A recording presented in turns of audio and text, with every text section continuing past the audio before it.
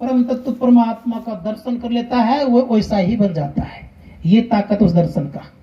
इसलिए सदैव याद रखिएगा कि आत्मदर्शी व्यक्ति वैसा ही बनता है। कैसा? जैसा दर्शन करेगा वैसा ही बन जाएगा।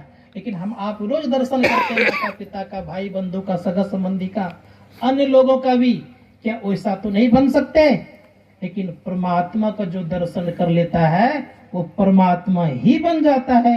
ये मानव जीवन की विशेषता है। इसलिए संत महात्मा गण कहते हैं अगर कल्याण चाहते तो हम आपको चलना पड़ेगा। किधर? का संसार के तरफ नहीं। संत कबीर साहब कहते हैं ये शरीर कैसा? उन्होंने स्पष्ट रूप से कहा, पांचों नौबत बाजती होत 3600 राग, असो मंदिर खाली पड़ा बैठन लागे काग। शरीर में 5 प्रकार की नौबत बाजा है और नाना प्रकार के क्या है? 5 नौबत बाजती हो 3600 राग, 36 प्रकार के राग रागड़ियां है। लेकिन इसके तरफ हम आपका ध्यान नहीं है। बाहर के राग रागड़ियों से तो मेरा मन हिलने लगता है, पैर थिरकने लगता है। कितने जगह तो लोग नाचने और गाने लग जाते हैं। संत कहते हैं जो भीतर की तरफ धसेगा, जो भीतर के राग रागनियों को सुनेगा तो उनके शरीर पर काग नहीं बैठेगा।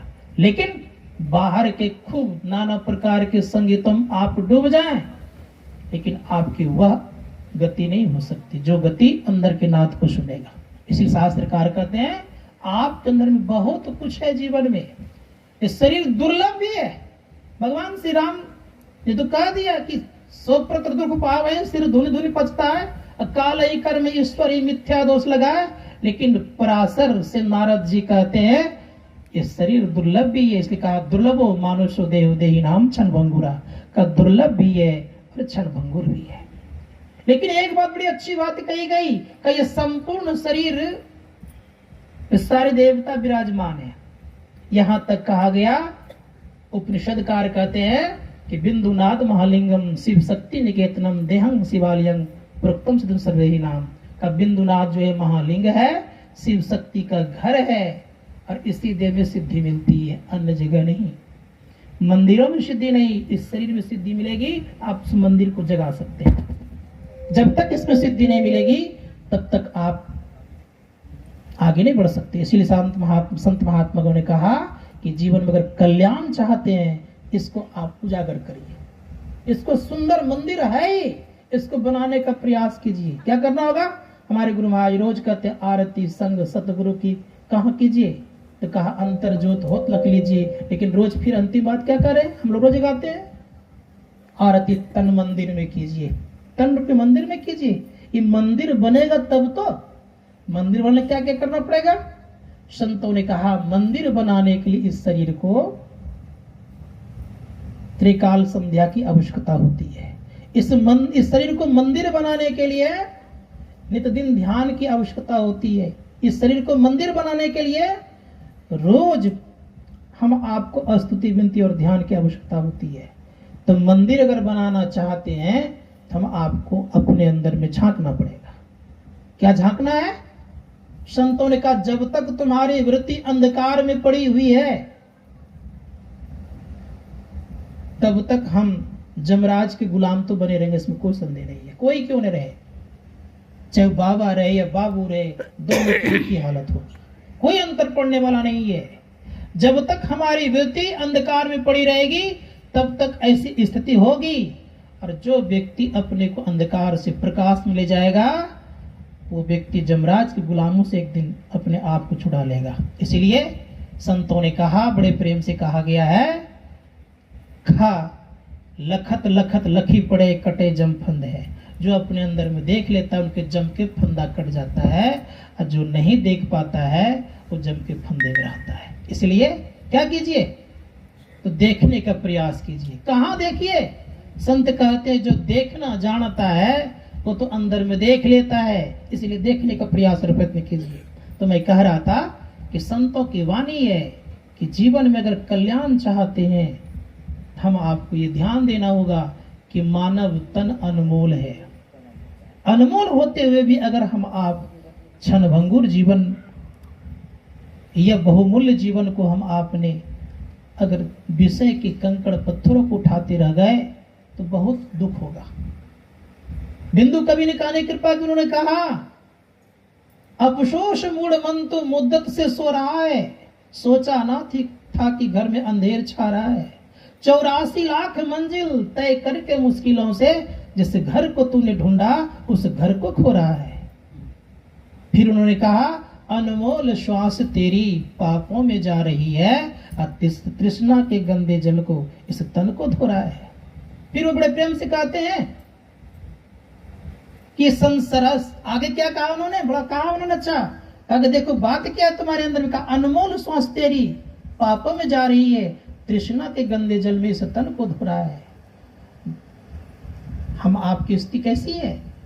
तो कहा, जिस घर को तूने ढूंढा उस घर को खो रहे हैं।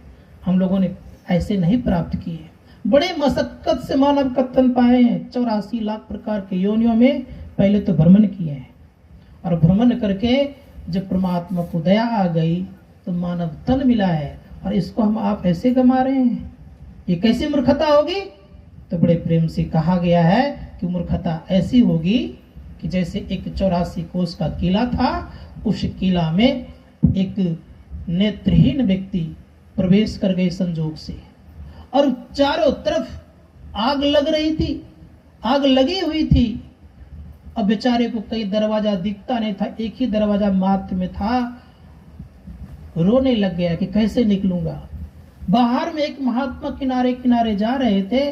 महात्मा जी ने करंदन की आवाजें जो सुनी, रोने की आवाज जो सुनी, तो महात्मा जी ने कहा, देखो बंदे, एक ही दरवाजा है, अनेक नहीं है, दीवाल का सहारा ले लो, और जहां खाली जगह मिले वहां से तुम बाहर निकल जाना। महात्मा जी को बात तो सुन लिया, और सुन करके बेचारे ने चलना प्रारंभ किया। बरसों जो चल रहा था, चलने में बहुत समय लग गया उसको। उनके देह में जो पसीना आया, धीरे धीरे शरीर में फोड़े फुंसी हो गए, खुजलाने लग गए। दरवाजे के समीप आ ही गया था, खुजलाते खुजलाते खुजलाते आगे बढ़ गया। फिर उसको दीवार का सहारा मिला, लेकिन पार नहीं हो पाया। कहने का अभिप्राय मेरा, कहने का अभिप्राय यह है कि मानव तन दरवाजा है, याद रखिएगा, 84 लाख प्रकार में योनि में पुनः नहीं आने का। संत महात्मा गण कहते हैं कि अगर कई विषय रूपी खुजली आप जीवन में खुजलाने लग गए तो फिर हम आपको 84 में जाने से कोई रोक नहीं सकता, क्योंकि फिर आपको दीवार का सहारा लेना पड़ेगा, 84 से लेना पड़ेगा। इसीलिए कोशिश कीजिए इसमें हम ना पड़े, इसके लिए कोशिश यह कीजिए। प्रभु ईसा मसीह कहते हैं, आई एम वे, मैं रास्ता हूं, आई एम ट्रुथ, मैं ही सत्य हूं, दूसरा कुछ नहीं है। आप वास्तव में रास्ता भी हैं और वास्तव में आप सत्य भी हैं। इसलिए हमारे गुरु महाराज कहते हैं, इस शरीर की हालत जानो कैसी है। गुरु महाराज कहते, तन नव द्वार रामा अति मलिन उठामा, त्याग चढ़ो दसम द्वारे सुख पाओ रे भाई। कभी शरीर में नाना प्रकार की गंदगी ही गंदगी है, कहाँ अच्छाइयां है भाई। संतों ने कहा, तन नव द्वार रामा अति मलिन उठामा, त्याग चढ़ो दसम द्वारे सुख पाओ रे भाई। अगर सुख प्राप्त करना चाहते हो तो 10वें द्वार में प्रवेश करने की चेष्टा करो। 10वां द्वार क्या है?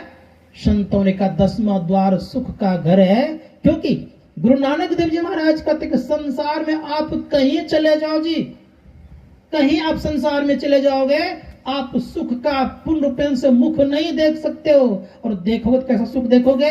का क्षण भंगुर। क्यों? कि 9 द्वार पूर्व वाला घर में शाश्वत सुख है ही नहीं।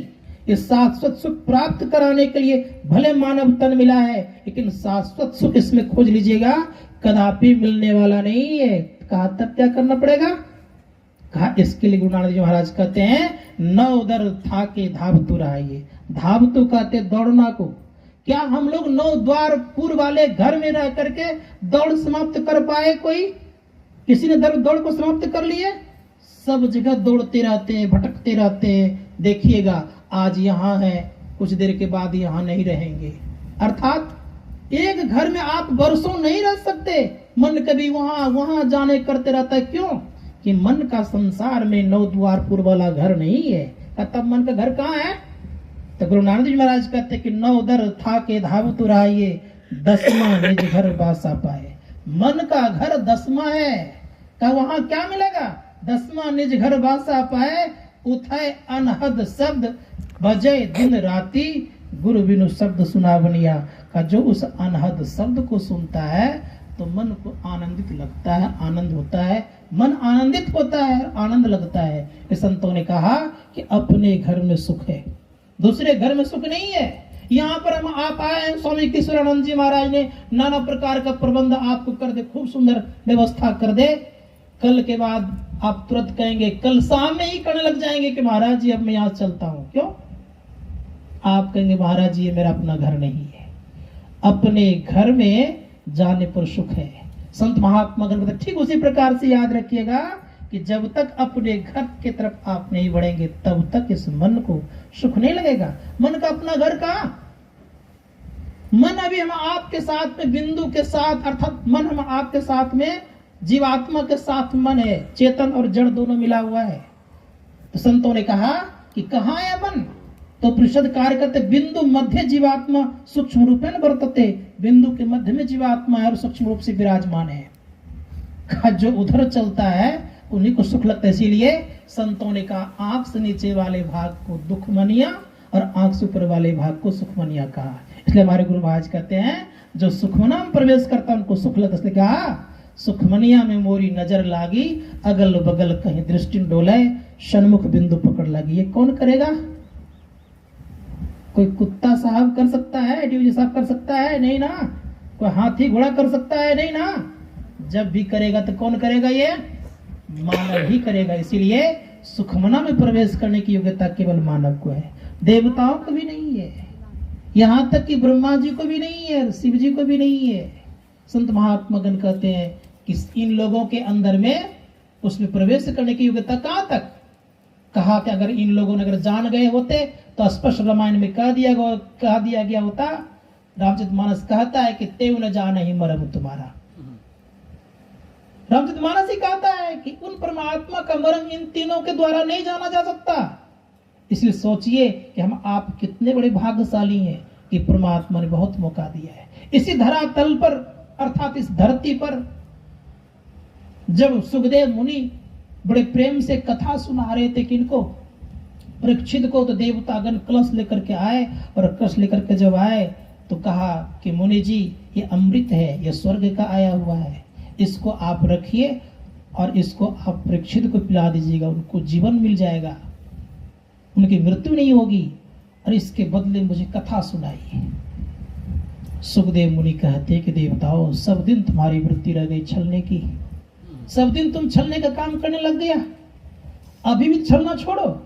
अरे कहाँ अमृत और कहाँ तुम्हारा कथा रूपी अमृत, दोनों में अंतर। कहाँ तुम्हारा अमृत और मेरा कथा रूपी अमृत, दोनों में फर्क है। का क्या फर्क है? का फर्क सुनो क्या है? का तुम्हारा अमृत दीर्घ जीवी बनाता है, दिव्य जीवी नहीं।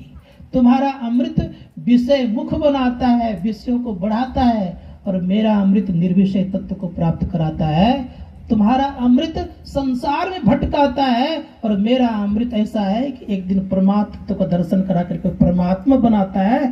तुम्हारे अमृत और मेरे अमृत में बहुत फर्क है। इसलिए हे देवताओं तुम इसके सुनने का अधिकारी नहीं हो। डांट के भगाया, और जब भाग गया तो सारे जाकर के शिकायत करता है। कहाँ? कहता है कि पितामह हम देवता उच्च निवास करने वाले, उच्च स्थान में रहने वाले, तो कथा सुनने के, भगवान की कथा सुनने के अधिकारी नहीं, लेकिन देवताओं को आप, मनुष्यों को आपने इतना मौका दिया है। तो विचार करके देखिए कि मनुष्य को कितना ऑफर मिला हुआ है। इसीलिए संत महात्मा गण कहते एक नाम का जप करिए, एक रूप का ध्यान करिएगा,